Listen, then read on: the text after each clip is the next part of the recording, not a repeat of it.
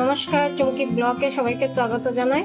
তো আজকে আমার শাশুড়ি মা আর একটা নতুন রেসিপি নিয়ে আসছে। তো ট্যাংরা মাছ বানাবে। তো তেলের মধ্যে দিয়ে দিয়েছে পেঁয়াজ, এদিকে ট্যাংরা মাছ ভাজা হয়ে গেছে। পেঁয়াজটা হালকা ভেজে নিয়েছে, দিয়ে দিয়েছে কুচি কুচি করা রসুন, কাঁচা লঙ্কা,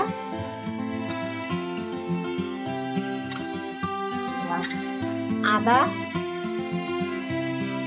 দিয়ে এটাকে ভালো মতন ভেজে নিবে। তো হালকা ভাজা হয়ে গেছে পেঁয়াজ দিয়ে দিয়েছে হলুদ, স্বাদ মতন লবণ দিয়ে এটাকে আবার মিক্স করবে ভালো মতন। দিয়ে দিয়েছে মাছ।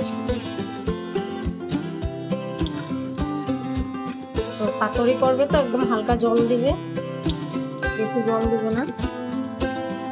তো পাতুরি হয়ে গিয়েছে, উপর দিয়ে দিয়েছে ধনেপাতা।